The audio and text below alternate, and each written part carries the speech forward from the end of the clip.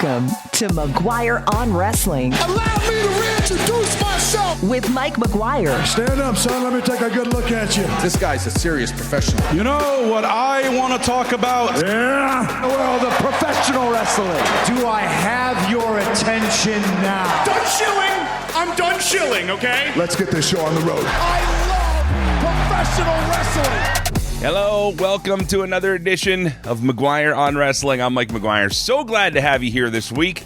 It's been a busy one, so if you're a podcast follower, this one posted a little later than usual, but if you're listening on the radio, of course, it's right where you expect it to be, where we are each and every week, and thank you so much for supporting the show. If you'd like to do that, real easy way to do it. Find us on Facebook at Celebrate Wrestling. You can follow all our team members there as well. CelebrateWrestling.com has your link to what's going on, and a modest little merch store right now. We've really got one thing going, and that's the Celebrate Wrestling stickers. If you want one, get yourself one now before they are gone, because they are going. Sold a few more this weekend. While out and about with Canadian Wrestling's Elite, almost joined the rest of the tour this week. That's not even a joke. It was really coming down to the wire here. I have some time where I need to take care of some things right now, so I'm doing that. Otherwise, I would have very well been on the road right now, heading to somewhere in Saskatchewan, I think, is where the show was tonight, as they are continuing their tour. They got a few more stops there with Rene Dupree, former WWE Tag Team Champion, who will be on the show this week. Dave Meltzer is here as well, and we're going to talk, of course, all about Elimination Chamber coming up this Saturday for WWE. Big show in Toronto. A lot of things being loaded onto this card, not just as far as matches go, of course, with the implications of what's going to happen for Rhea Ripley and Cody Rhodes at WrestleMania this year, but also what's going to happen with Cody Rhodes and The Rock. The Rock this past week wanting Cody Rhodes to be his champion. He wants his soul, does The Rock, over Cody Rhodes. So I don't know what that means either. Of course, we're not supposed to know what it means. We'll find about that. Maybe Dave has a clue.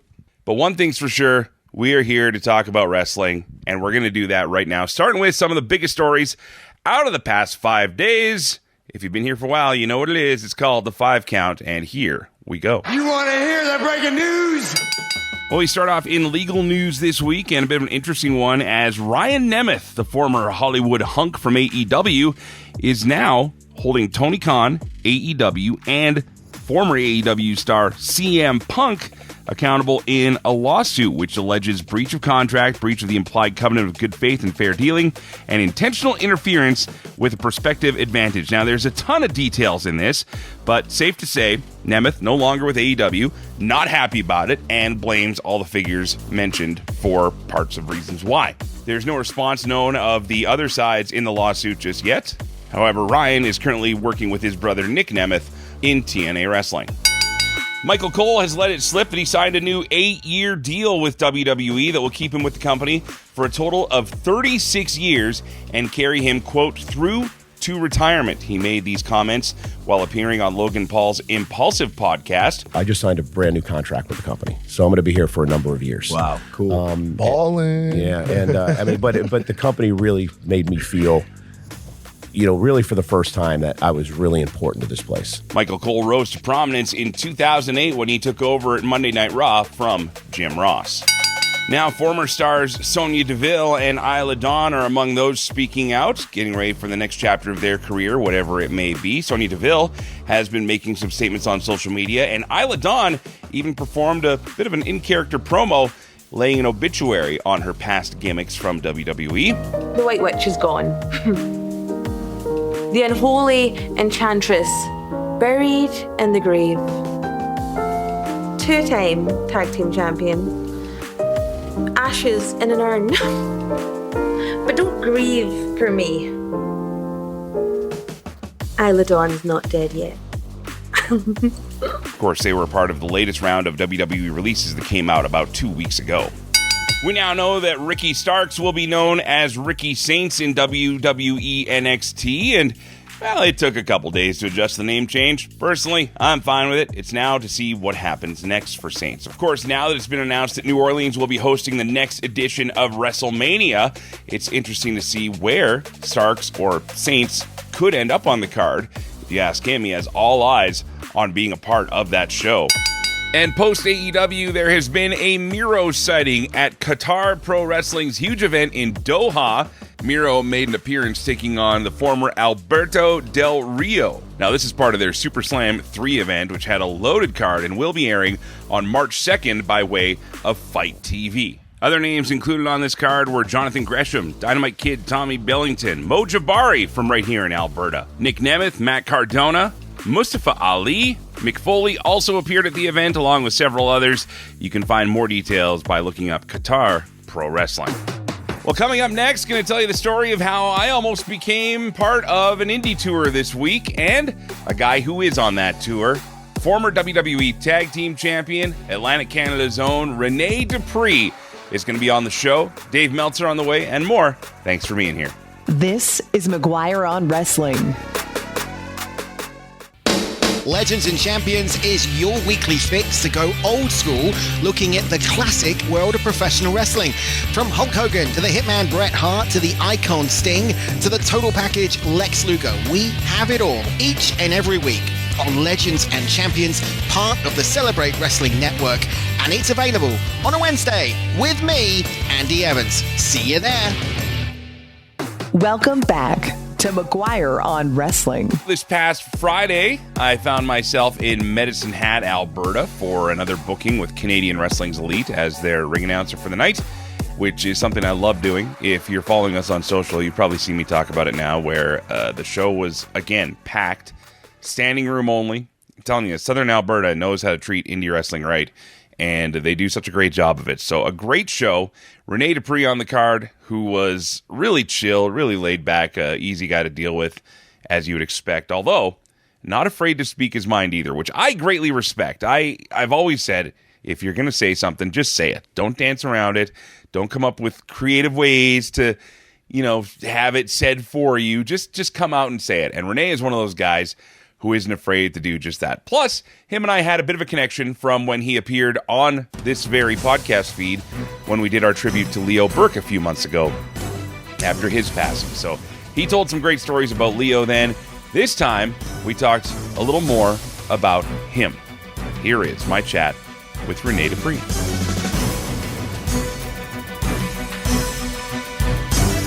Well, last time we spoke, I don't even remember. You were flying across country somewhere. I don't even remember, but I was in Pennsylvania, I think. yes, yeah, that's exactly where you were. You're getting ready to do a show that night, and we were talking all about a friend of yours and your family, of course, for decades, and Leo Burke, but Rene Dupree. Pleasure to actually say hi to you face to face. Nice to meet you in person, man. Yeah, man. No, I really appreciate you helping out. I mean, between you and Bret Hart and Mark Henry and all these guys that really told these stories about Leo, I think introduced him to a large portion of the world that didn't know a lot about him and the Cormiers. So it was very, very cool. We're doing a thing on Sweet Daddy Siki soon too, and you gave me one of those great catch lines of his. Every woman's pet and every man's regret. Yeah, he was a legend, definitely. Yeah. If I'm not mistaken, I think he might have been the first African American wrestler to bleach his hair. If I'm not mistaken. That, you know what, I think that holds out because Greg Oliver and Dave Meltzer both said the same thing. So if it's funny because I was living in Houston, and so was Shelton Benjamin, and he was giving me a ride to the airport. And Shelton was kind of like in between gimmicks, and I was like, Shelton, there used to be this wrestler that wrestled with my dad named Sweet Daddy Siki, and he had sequence robes, shades, and bleached blonde hair. And then Shelton looked at me with this look because he had been thinking about bleaching his hair blonde. But he didn't know anything about Sweet Daddy Siki. Right. Shelton didn't really know the history of wrestling. Yeah. You know what I mean? He's a great athlete and was a natural, but he didn't know the history. So when I told him that, I don't know if he researched it. He bleached his hair. He ended up bleaching his hair, but he never went full throttle. Yeah. With the robes and like a sweet, Which he could have, because that was when he did the gold standard thing, and that would go with it. Yeah. If you had dressed up in, I don't know, was he wearing gold exactly. Yeah, he had gold gear. Okay. Yeah. What about like a gold shirt, a gold sequence pants? I think he had. I don't think the pants. I think he just kept with his trunks. But he was. I remember a vest or something. We have to go back and look at it. You can tweet or send us photos at Celebrate Wrestling. But, Right. But I remember telling him that because Sweet Daddy Siki was such a legend, right? And it kind of took him off guard that I was thinking about that, and he was thinking about the same thing at the same time. Yeah. So for those that don't keep full tabs on what Rene Dupree's been up to, you're still one of the busiest wrestlers out there. You're working everywhere. You've got your Cafe de Rene still going strong. Yeah. I mean, you're a busy cat. Cat. Yeah, especially after being removed from television for going on 19 years.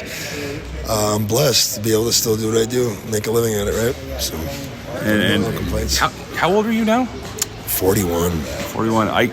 It pains me that I get to say this, but tell me more about your life, young man. Because for those that don't know, you were the youngest WWE title holder to come in. I think I was the youngest ever signed, too. Yeah. Youngest ever signed, and then this Nicholas kid came along and ruined everything.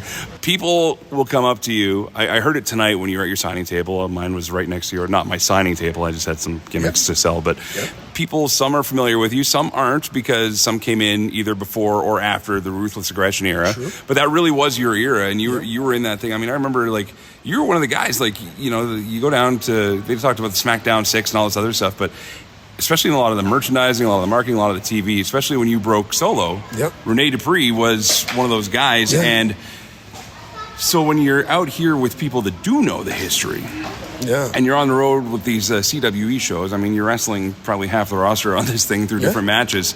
Tonight you had Kamikaze, hometown boy out of Medicine Hat, Alberta. How'd that go for you, first of all? It was good. It was good. It's good to... A lot of Canada has so much talent. It's a shame that they don't get a chance to travel the world more. And but I mean, with CWE, like if it wasn't for CWE and other promotions like that, they may be wrestling once a month if they're lucky, right? Mm-hmm. So it's great. It's like you're seeing a resurgence of the territory system almost, you know. And who knows? The sky could be the limit. What could possibly happen in the future? I mean, look at tonight's crowd. It was amazing. Yeah. You know, it's a packed house. About 400 and change here. I mean, if you could have that every month and you're doing 12, 15 shows, which these guys are in front of these crowds, and keep them coming in, word of mouth. And again, this is another market that's just around 100,000 people. Like I was talking about this on the show a couple weeks ago with the Lethbridge promotion, the Pure Power Wrestling, which is very much, this is old school vibe because it's a lot of homegrown talent that just guys from the area basically. They bring in a couple guys. They don't do a lot of fly-ins. It's not a lot of that stuff, but it's like guys that own a restaurant and guys that work at a shop and everything else. But for that one night a month, they are the wrestler. Sure, they are the character, right? And again, they're drawing like 300-400 a night. Like you're going to go to Edmonton tomorrow night, and you might get close to the same numbers here, but it's going to be crazy. I mean, I went to Winnipeg and I brought a suitcase full of sweatshirts, and they were gone in one night. Yeah. So when you're an independent contractor and you know this is your living, it's great. Yeah, it really is. You know, I like being my own boss. I don't like being told what to do by anybody. I got that vibe. I think a lot of people can relate to that. Yeah, no, and that's the one thing I've dug since I got to know you from doing that Leo thing too. You're not afraid to be yourself. And when you see these young wrestlers that are coming up and they're trying to do the right thing, try and be right by you, I mean, what's the biggest thing, maybe a common thread you say to wrestlers you're working with that you've never worked with before? Well, just respect one another and understand that a large percentage of this business is backstage. You know, nobody wants to be around malcontents and irritable a-holes, right? Yeah. As far as the boys backstage, you know, it's like any other job. You don't want to go to work and be around malcontents because you are the company that you keep, right? Yeah. So, like today, there was an issue with the ring truck. I was Mr. Positivity. I was like, listen, let go and let God. Everything's going to be fine. We're going to make it on time. And look what happened. Everything was fine. We made it on time. Show ran perfect. You know, other people, maybe me, 10 years ago, I might have been pulling my hair out and yelling and screaming. But, you know, when you get older, you grow up and you learn things, right? Right? Yeah, absolutely. Dude, again, young man, I can say yes. Okay, there you go. It pains me to be able to say that to you, but... the last thing I want to talk to you about now, and we will be in touch again. You got my number, I got yours. Yes. But today you were in Southern Alberta. Yep. We were talking about it before you went out. There's a poster that's getting some love on social media right now, and it features the Beast and Rene Dupree from an old Stampede Wrestling show. I got a guy that I just met through a wrestling Facebook group in Florida who's a huge Stampede Wrestling fan. Yeah. And they're talking about this. You got to be here in the heart of the territory. I mean, you're going to be through Saskatchewan again here coming up. I know you did a couple shows already there. Yeah. But you're literally chasing the same roads that I know my your dad did. My dad did back in the 60s, right? So it's like the road of faith, you know. It's a lonely road, but it's a road of faith. And it's kind of weird because I lost him a year ago, September. This past September, it's been a year. So, you know, it's hard. It's hard, you know. But hopefully I can keep the name going, and I'm talking with Danny about some stuff, and who knows what can happen, right? Well, Rene, listen, I love talking to you. You've always got a home with us and our little platform here in Western Canada. We're growing too, you know, but when it comes down to it, you know, just seeing you out here tonight and seeing what you're doing and continuing the legacy of the Dupree name, congratulations, man. Well, because with all this stuff in the, you know, becoming the 51st state, maybe us Canadians need to stick together. Easy right? now. Easy now. We don't do that here. We need to stick together. That's it. Proud to be Canadian. I love it. Rene, thank you again, brother. Thank you, brother. Thank you. Hope you enjoyed that chat with Rene Dupree. Dave Meltzer standing by in just a few minutes to go over some of the headlines. But before we go to break, I wanted to share with you a quick story from that show. I'd pulled up to our venue in Medicine Hat about 4 o'clock in the afternoon, I think. We were starting at 7. I had lots of time to get ready and get stuff together. But I like to show up early when I can. And when I got there, the ring wasn't there. Now, this isn't anything new when it comes to touring indie shows, especially when you're touring as much of the country as CWE does. We've talked about it before, how they really are the last national touring company that isn't a major TV production company as well, right? So they've been everywhere, all across Eastern and Western Canada, and sometimes things happen, like trucks break down and vehicles don't work. And that was the case in this time, where the truck towing the ring trailer with a 3,000-pound steel cage inside completely blinked out. So I pulled up with my little pickup truck, which isn't that little. In fact, it's more than capable of doing the job. But as soon as I got there, Danny Warren walks up to me and says, "You got a truck?" I said, "Yes." He's like, "You want to do the tour?" And I said, "I might." And for a split second there, I was all in on joining the rest of the CWE tour. What stopped it? Well, I got some things I got to take care of this week. So, unfortunately, as much as I really wanted to hop on the road and make the towns with the CWE guys this time around, I was not able to make it happen. Fortunately, they got a rental, and that tour continues through some parts of Saskatchewan and then back to Manitoba, where they wrap things up. But yeah, they've taken this steel cage literally across the country, putting some great rivalries in each town and having some great matches, some traditional cage spots, some traditional comedy cage spots as well, we'll put it that way. But it was a really, really fun time. And it also kind of gave me a gut check moment as well when it comes to talking about wanting to do pro wrestling more and more. I think if I can work it out, and I know I can work it out, but I think sometime within this year, my goal is going to be to do at least one leg of a CWE tour. Probably the Western Canada one, because that makes the most sense. I know more people in more towns that way, but wouldn't it be neat to be a traveling ring announcer, literally being the guy towing the ring around, showing up, hosting the show, and then making the next town? I've done it for like 2 or 3 towns in a row, never 12. And I think that might be an experience I got to try. So again, thanks to Canadian Wrestling's Elite. Thanks to everybody in Medicine Hat, especially, for making me feel welcome there. And thanks to you for listening to that story. Coming up next, we're going to talk more about some of the biggest news in pro wrestling with Dave Meltzer. He's got some thoughts, including the fact that apparently wrestling matches don't need to happen to end storylines in wrestling anymore, says one of the most powerful men in the business. We'll talk about that and more next. This is McGuire on Wrestling. CKXU-FM 88.3 in Lethbridge is Southern Alberta's true alternative radio station. The cream of the crop. Nobody does it better. Proudly carrying McGuire on Wrestling every week. Yeah. If you're looking for something different to listen to, This is gonna be a slobber knocker! check out our NCRA award-winning lineup of programs or stream us anytime at ckxu.com.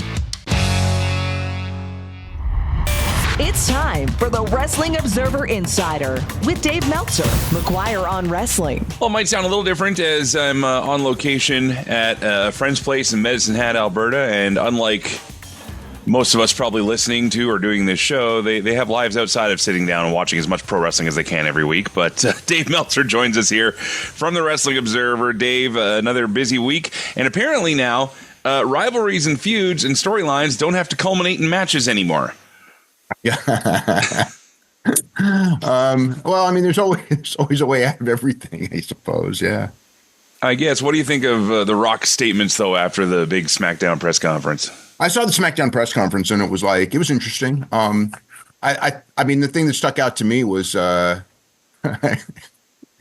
talking about how he was thinking about going into Pride. It's like, Jesus Christ. It's like Hulk Hogan. You know what I mean? It's like the further, Hulk Hogan used to say the same thing. Oh, I used to fight in Pride. And it's like, oh, God, Well, then Hogan said the UFC actually wanted him at one point, too. So I don't even remember the UFC, him ever saying UFC, but he used to say Pride. And I know that Dwayne, he did a movie about the 3 Days of Pride that isn't out yet about Mark Kerr and everything. So, I mean, and he really was an MMA fan, but the idea that he was going to do MMA to me is I'm very skeptical, especially in 1997, because it was like, it was like, oh, I didn't know if in 1997, I didn't know my career was going anywhere and everything. And it's like, dude, 1997, you were on the freaking rise, I mean, like he did get booed for a little while, and they turned him heel, but it's like the minute they turned him heel, he was, strong. And the idea of going to Pride in 1997, I mean, Pride didn't even start running regular shows, I think, till 99. So it's kind of a weird timeline there. But I know, I mean, he just did do a movie on Pride. So, but I mean, as far as like, yeah, it felt like he was saying it doesn't need to be a match. So I don't know if that's to throw people off or he's, That's got to be exactly what that is. I mean, you don't throw that little nugget out there knowing that nerds like us are hanging on every word he's saying, wondering what he's going to do next. I mean, that's got to be something where it's like, it does. Hey, I'm the good guy here. It doesn't have to culminate in a match. Yeah. Well, I mean, he's got 9 weeks, and he said that he needs 9 weeks of training, and I don't know what his schedule is like. Everyone seemed to take it like it was trying to do a Vince McMahon versus Steve Austin thing with him and Cody. Obviously, after the deal from before, it was obviously not the plan at all. I mean, they had all their WrestleMania plans for the top guys were all done in November, and Dwayne wasn't in those plans. So, yeah. But it was always like, look, him and Nick Khan are tight. If he wants to do something, the plans get ripped up. So whatever he wants to do, he's going to do. It's always been like that. I don't suspect it's a match, but I'll ask around. I haven't asked around since it happened. I mean, I did ask around that day, and it was kind of like, the show had to be rewritten. It's not like any of this was planned. The show had to be completely rewritten the day of the show. People were stunned that he was coming. And, from there, I mean, to tell you, it's like, I would say 2 hours before the show started, because I actually did ask, I go like, does this change? Is he coming to Chamber? And it's like, no, it's got nothing to Chamber. And then he's coming to Chamber. Yeah. So it's like, nobody knows but him. And Paul Levesque, like, look, Paul Levesque made other plans, so he doesn't even really know. It's whatever Dwayne and Nick Khan want. And at the end of the day, that's fine. And Paul will go with it because that's his job, is to go with it, just like Vince would have done the same thing when you got a star of that magnitude. So, he's going to do what he wants, I mean, yeah. Look, last year he wanted to win the frickin' title, which he didn't get to do because he decided that it's probably not the best thing. But if he really pushed for it, that would have been a tough one. That would have been a tough one if he really pushed for it, because I know they didn't want him to do that. But, I mean, it would have been an interesting political game, but it never got played. Well, and even now his People's Championship belt is gone. He's playing this weird tweener sort of thing, and it'll be interesting to see what happens. The Elimination Chamber edition seemed a little surprising to me because last I saw, according to WrestleTix, they're like 3,000 away from selling out what they have available right now. That number means nothing. You're always 1,500, 3,000 away because the way tickets are done. I guess because they're releasing. Yeah, what they do is they set up blocks, and as each block gets sold, they'll set up another block. So It's like, what the place holds, 50 or whatever. I mean, it's smaller than it used to be. It's actually, the capacity is down, but it's still well over 50. So they're 23,000 away minimum. So the 3,000 is that's the number of seats that they haven't sold in the current, the sections that they're opening up. I mean, look, their AEWs are in the Oakland Coliseum, and it's 15,000 seater, and they've sold 1,500 seats. But it, probably if you look it up, it looks like, we're only 1,000 shy of a sellout. So you never look at the seats remaining and think it's sellout. That's just the number that they have over that they've got on sale to sell on this day. Yeah. It's not going to be WrestleMania 18 all over again. I mean, physically it can't be, but it's also just it's not going to be a 60,000 person event, but it'll still look good. Anytime a pro wrestling show does more than 15,000 people, it's a success. I mean, historically, and really 10. So, stadium show at 10 may not necessarily be a success, but. I mean, I saw plenty of stadium shows with 15 that were considered huge successes. So I'm not, it's successful. If it wasn't going to be a success, they'd have moved it indoors. They did that a couple of years ago for the Vegas show. They did that, when the Randy Orton show in St. Louis, when, they moved it to the small building. If it ain't going to be a success, they move it down. So it's already a success because they haven't moved it down. All right, well, that's the main story to come out of this week, obviously, as far as storylines, I think, go on WWE SmackDown particularly. Of course, Raw's chugging along. Netflix seems happy. Everybody, of course, is reporting nothing but happy things here. Let's jump over to AEW. No? I don't know about that. I don't see how anyone – I don't see how anyone would be happy with the declines. How could they be happy with the declines? I mean, the first week was a home run, but no one's really said anything since week one. And it's down way more. It's down 60%. It's more than I expected. But is it just because of a lack of dedicated same day viewers, or is it something? No, that's measuring a full week. It's not measuring same day. I don't. It's still 80%. Live, but I mean, as far as the full week is down 60%. It's not like the day is down 60%. Okay, fair enough. Maybe we discuss that in a couple months here to see where the trends actually end up here, especially after WrestleMania here. As far as the WrestleMania build goes, do you think they're going to do things differently with Netflix? Because a lot of people are commenting like, this is WrestleMania season and we don't know anything about anything until Chamber happens. Well, Chamber is this coming Saturday, so yep. The build seems shorter than ever. No, because we got the Mania's not till mid-April. So there's, right. But as far as like the top stuff, I think all the top stuff was kind of known. The only thing I don't know is who's facing Rhea Ripley. Aside from that, and that'll be decided on Saturday. Aside from that, the whole top of the card has been pretty obvious since the day after the Rumble, or the night of the Rumble, really. I mean, I kind of got a mock card given to me the night of the Rumble, and it was nothing that you wouldn't know, but I didn't get a women's title match. So I don't know with that, I don't know who Rhea's wrestling, but I know all the other top people, I kind of know where they're standing. Okay. Of course, it could change. If Dwayne wants to wrestle, then everything's different, but I don't know that he's wrestling. Well, now I've seen bandied about a rumor of a Cody Rhodes, John Cena, Dwayne Johnson match. That's not happening, is it? If Dwayne wants to do it, it's happening. If not, it's Cody Rhodes and John Cena. That's all up to Dwayne at that point. Yeah. So John Cena, you think, is your definitive pick for the Chamber this weekend? All I can say is that in November, John Cena and Cody Rhodes was scheduled as the main event. I had presumed from the very beginning that he was winning the Chamber and not winning the Rumble. Things, look, it could change tomorrow. I mean, it's pro wrestling. But the plan from November was and still in February or early February was still Cody Rhodes and John Cena. I mean, that doesn't miss, is that a guarantee that he's going to win? That they won't change their mind? They won't say, hey, Punk's hotter? They can do that. Of course they could do that. We're talking to Dave Meltzer here on McGuire on Wrestling as we do our weekly chat. And another guy that popped up with some news for us, maybe a hint. Bill Goldberg on his podcast implying that his final match, which he has arranged with WWE, may be happening this summer now. He said, and to me, SummerSlam always made sense because, again, having him versus Gunther at WrestleMania, that's what everybody thought it was going to be. That didn't make any sense to me at all. And I'm glad it's not happening. But now it looks like perhaps SummerSlam might be the date. Have you heard any development on that? Makes sense. I haven't asked about a date. SummerSlam makes sense because, Mania didn't, because if Gunther had to lose, once Gunther didn't lose the title, I didn't think that it could be Goldberg because I didn't think how do you do the Goldberg farewell against Gunther? He wins and then he vacates the title. That makes no sense. He loses his farewell. I wouldn't do it that way. So to me, it didn't make any sense at all to do it at Mania if Gunther was the champion. Like I certainly thought that there was a chance Gunther would lose the title and then they could go to that match. But people there was kind of like Mania doesn't need it. It's probably better for SummerSlam. So, but I was never told it was SummerSlam. No.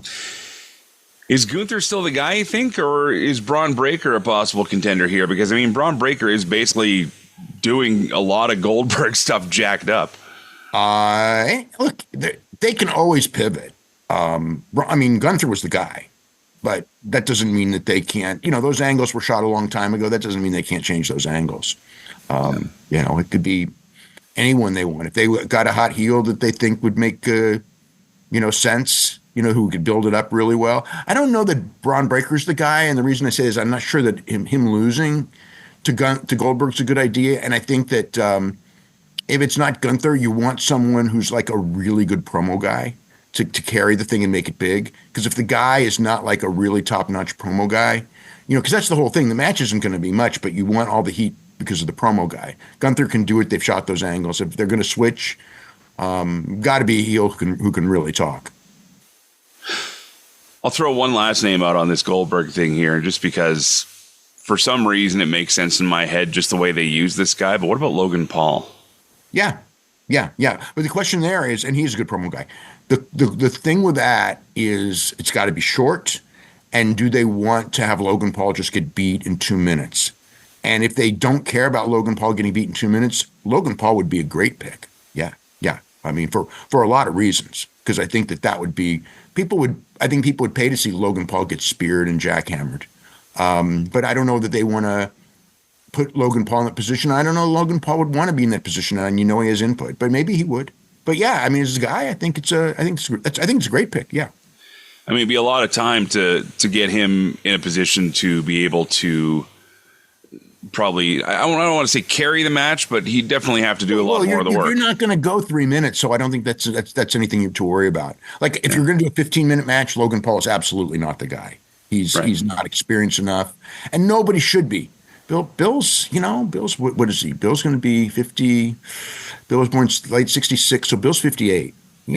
Bill can't be. Bill shouldn't be in there for more than 5 minutes anyway, and 2 minutes is probably better. So, I don't think that that's an issue. If you're looking for a long match, even though Gunther's fantastic, I just don't see a long match. I don't think that makes sense. We're talking to Dave Meltzer on McGuire on Wrestling here from the Wrestling Observer and WrestlingObserver.com. Coming up next, we're going to talk about AEW. This is McGuire on Wrestling. The alternate commentary table, ACT, brought to you by the Celebrate Wrestling podcast feed. Listen, it's Mitch, it's Dimitri. We got this little pod thing that we do every single week where we talk about the week in wrestling and the way in which we do it from the other side of the railing. Right, Mitch? I like that. We're coming at it because we love it. We hate it. The alternate commentary table, ACT. Download it anywhere where you're getting your podcasts. Welcome back to McGuire on Wrestling. Back with Dave Meltzer from the Wrestling Observer. And Dave, of course, the Australia Grand Slam show is in the books. We talked about it with Josh Nason last week after everything went down. Ringgate. I brought up that it obviously looked like a smaller ring, but dear Lord, people could not let it go after that.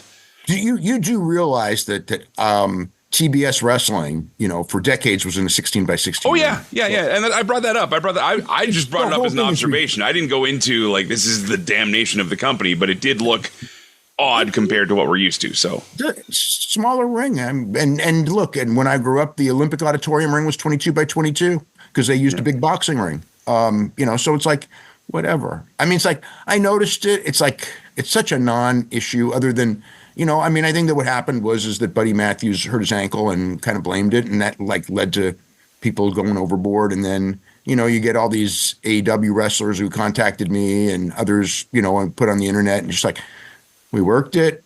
It's like, we've all worked in 18 by 18 rings. It was not a big deal. It was just, I couldn't even believe that this was an issue. But it also tells you just how, the show was a big success. Yes. Not as big a success as I think that they hoped because they'd have to move it down. But it's like, logically, it's about as big a success as you were going to get in that city. The idea that you could do a stadium show in a city like that with the TV exposure that they have was probably bad judgment, but the key to that is that that's what the city wanted. They wanted to prepare that stadium, and they wanted to bring in a lot of stuff for that stadium between now and 2032 because of the Olympics.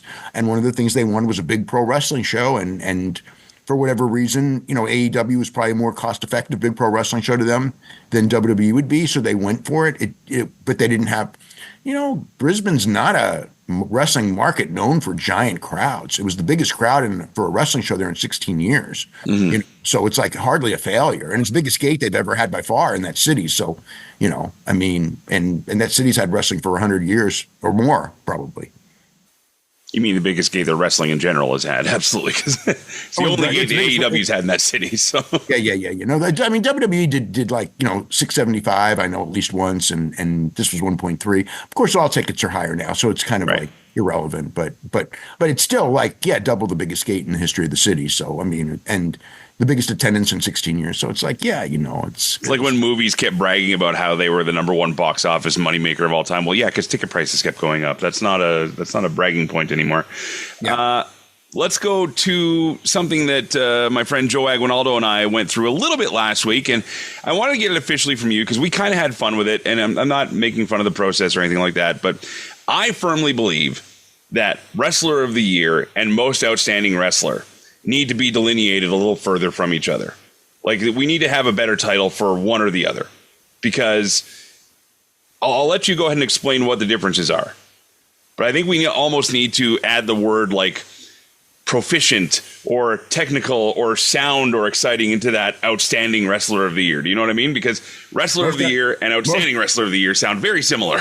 Okay, most outstanding is the guy who is the best wrestler in the ring, who has the best matches. Wrestler of the Year is the most valuable. Part of being valuable is being, historically, the Wrestler of the Year is a guy who is generally a world champion who has great matches. If you're a world champion, you don't have great matches, you're not going to win. If you have great matches and not a world champion, it's pretty damn tough. Although Will Ospreay, but I think he held the IWGP title that year, 2023, when he won.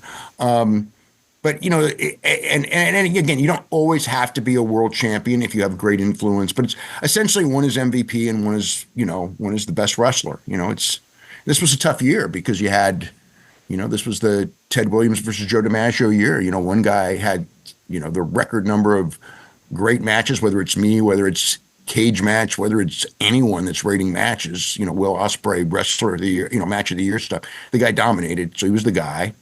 But Cody set box office records in like 40 cities. It's ridiculous. And was the biggest draw of the year and had great matches. If Cody had really bad matches and did all that, he wouldn't have won. But he also had great matches. So Cody won by a good margin. It was a 2-horse race. Nobody else. Mystico and Zach, I think, might have been third and fourth. I don't remember exactly off the top of my head, but I believe they were. And, they were, Zach had a great year as far as won the G1, won the world title, fantastic wrestler. But New Japan didn't have a banner year, box office. Mystico, they had a banner year. He had great matches all the time. But I think that Cody and Will were more visible. So that's how they won. Mystico was a hell of a pick, though. He could have won it. In a lot of years, Mystico could have won it. In a lot of years, Zach could have won it. This was a really tough year. This is probably I would say the hardest year that I can remember in the sense of the guy who took second this year would have won most years. The guy who took third this year would have won most years. So it was, which is a sign it was a great year for wrestling. I'd asked you this before the list came out. I'm going to ask you again now that the list is out. Anything that was really, really shocking to you or surprising in the final votes? Not shocking. I mean, there's stuff I disagree with, but look, when you get that many people voting and it's a close call, you know what I mean? I wasn't expecting Sarita to win Women Wrestler of the Year, Women MVP. But I'm not saying she wasn't deserving of it. I just thought that because it was in Japan, she wouldn't get the votes that Rhea Ripley and Toni Storm would get, but she did. She got more votes than them, and she was my pick too. So but I say I'd slightly surprised. I mean, tag team, I knew it was coming down to Young Bucks and Frazier and Axiom. I didn't know which way it would go, and literally, I know people who were counting the ballots themselves who told me they didn't know which way it was going to go until the very end. So I'm curious about that one. We did talk about that because to me, Fraxium had a bigger build, were more present on their show than the Bucks did at all that year. So, I mean, is that part of it just kind of familiarity voting, you think? I think the first 6 months of the year is very clearly Young Bucks. The last 6 months of the year is very clearly not the Young Bucks. But the Young Bucks, you look at each team's top matches, the Young Bucks matches were the Young Bucks with Private Party, Ospreay and Fletcher, and Sting and Darby blew away any Frazier and Axiom match of the year. And I think people looked at that. The biggest tag match of the year which was actually Day One Mania. But the second biggest tag match of the year was the Bucks and Sting and Darby. It won Best Show. It was in the main event. It was a big drawing show. Granted, Sting was the draw on the show, but still, that was the main event of the biggest AEW show on pay-per-view. Second biggest in their history, or maybe biggest in their history, was neck and neck with one from a couple of years ago. So, I mean, I think that's it. I mean, like when I was thinking, I go like, the Bucks had the best matches, but Frazier and Axiom had more good matches than the Bucks because they wrestled more, and the Bucks did go through that one period where they, some of their matches weren't great, but then they had the two matches with Private Party that were fantastic, and then they took whatever it was, the last month and a half off, which doesn't help in a, because when they took that off, I mean, it was funny because I was going like, I think they cost themselves Tag Team of the Year by taking that time off, but they didn't. So that's how it turned out. But could have gone either way. It was a close race. No WWE main roster tag teams on that list either. Not a uncommon thing, I guess. They didn't. Who would you put?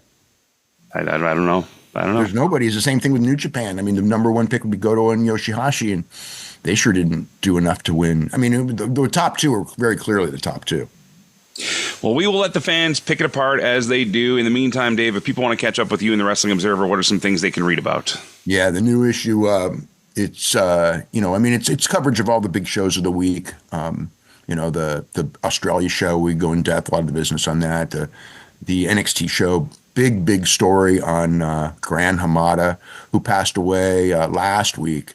Phenomenal, just phenomenal stuff. I mean, it's his career, but it was just like a look back at that heyday of the UWA promotion in Mexico, which a lot of people don't know about. But it was like Madison Square Garden, and maybe you could even argue bigger because Madison Square Garden was once a month, and they were once or twice a week in that building, and they were doing, Madison Square Garden crowds in the 70s, sometimes bigger gates than Madison Square Garden even for the biggest shows. I mean, it was amazing, and Hamada was, he wasn't the top guy there, but he was in the mix, and he had match after match after match with big shows and multiple world titles, and he was very influential in Japan as far as opening the door for small guys, as far as the creation of the style that we call lucharesu, which is basically lucha libre combined with New Japan strong style, which is almost like you could almost say is the what every style, whether it's WWE or AEW or any of them, essentially evolved into, really. So he was the forerunner of this in the 70s. So, I mean, his influence is major and fantastic wrestler. Not the most charismatic guy, not the most famous guy, but I mean, he was the guy that you had old legends and, you had a big main event and it's like, He was the tag team partner in those big main events all the time because he's the guy who could carry the load. And, I saw him many times live. I never got tired. That was the thing I always remember about him is he would do these long, high spots and fast-paced matches and never breathe heavy and phenomenal conditioning guy and great in ring, like a Mexican version of Ricky Steamboat, I would compare him to. He is Dave Meltzer from the Wrestling Observer and WrestlingObserver.com. Check out his stuff every week. And, of course, he joins us here on McGuire on Wrestling, part of the Celebrate Wrestling Podcast Network. Dave, as always, thank you so much. We'll talk again soon. Okay, have a great week. My thanks to Dave Meltzer. Coming up next, we're going to do a quick preview on the upcoming WWE Elimination Chamber PLE. What's in store and what could happen, plus other things going on here on the podcast feed. Thanks for being here. This is McGuire on Wrestling.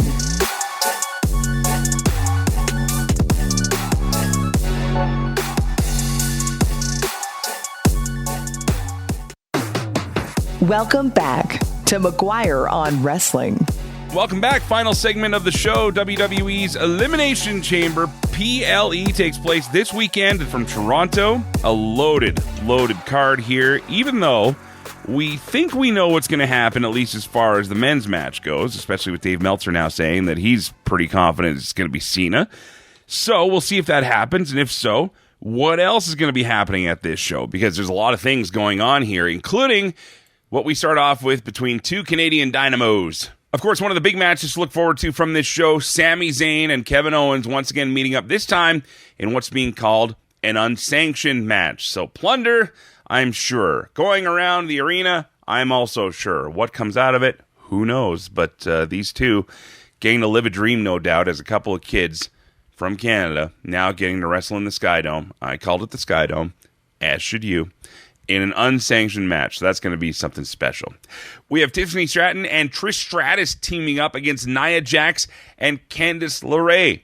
Trish seemingly not done, not retired, and even talking about maybe even doing more in the future. So that could be interesting. We will have the women's and men's Elimination Chamber matches to determine who will be the upcoming challengers for Rhea Ripley as well as Cody Rhodes. So in the women's match, Alexa Bliss and Bianca Belair, as well as Bayley, Roxanne Perez, and Naomi. On the men's side, Damian Priest, Logan Paul, Seth Rollins, Drew McIntyre, CM Punk, and John Cena will all square off for the top spot at WrestleMania.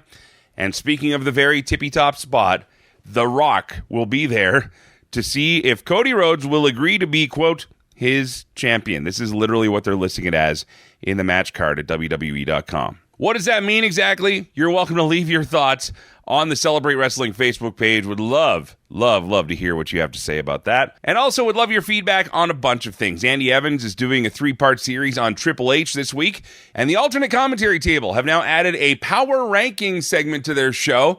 If you missed this past Saturday's show, you should really check it out. And they're looking to name the show as well, so you can find all this and more, again, at the Celebrate Wrestling Facebook page. That does it for me for this week. I hope it's a good one for you. We'll be back together, hopefully, and not so much travel going on. But either way, until then, thank you for listening and letting me do what I do. Until next time, play safe, drive safe. Bye-bye. McGuire on Wrestling, part of the Celebrate Wrestling Podcast Network. Online and on the radio. Listen to the show Mondays at 4 p.m. Mountain Time at CKXU.com, wherever you get your podcasts, and at McGuireShow.com.